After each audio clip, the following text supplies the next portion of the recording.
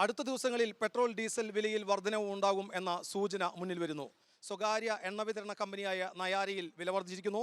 കഴിഞ്ഞ ദിവസം 95 രൂപ 19 പൈസയുണ്ടായിരുന്ന ഡീസലിന് ഇന്നത്തെ വില 98 രൂപ 19 പൈസ, 106 രൂപ 49 പൈസയുണ്ടായിരുന്ന പെട്രോളിന് 111 രൂപ 49 പൈസ.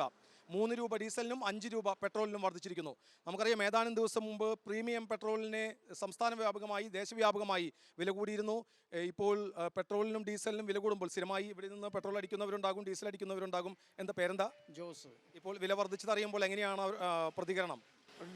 അത് ഒരു സാധാരണ ഇപ്പോൾ മറ്റ് സാധനങ്ങൾ കിട്ടാൻ ബുദ്ധിമുട്ടായപ്പോൾ കമ്പനി വില കൂട്ടി വെക്കുന്നതാണ്. ഇപ്പോൾ വില കൂട്ടിയതാണ്. ഇപ്പോൾ സുലഭമായിട്ട് ലഭിക്കുന്നില്ല. നമുക്ക് പകുതി പോലും കിട്ടുന്നില്ല. ഇപ്പോൾ റേഷൻ മാതിരിയാണ് കിട്ടുന്നത്.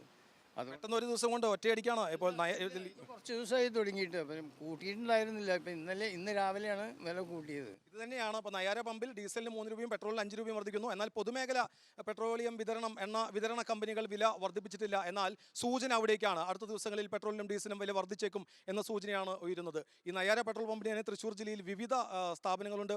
ഒപ്പം തന്നെ സ്വകാര്യ മേഖലയിലാണ് റിലയൻസ്. ഇവിടെയും വില വർദ്ധിച്ചിരിക്കാനാണ് സാധ്യത എന്നിവർ പങ്കുവയ്ക്കുന്നു. എന്തായാലും യുദ്ധക്കെടുതി നമ്മളെയും കാര്യമായി തന്നെ ബാധിക്കുന്നു. ഇന്ധനവില സ്വകാര്യ എണ്ണ വിതരണ മേഖലയിൽ വർദ്ധിച്ചിരിക്കുന്നു. വരും ദിനങ്ങളിൽ അത് പൊതുമേഖലയിലേക്കും ബാധിച്ചേക്കാം. TCVക്ക് വേണ്ടി ചൂണ്ടലിൽ നിന്നും ക്യാമറമാൻ ആഷിഖിനോടൊപ്പം മുകേഷ് ലാൽ.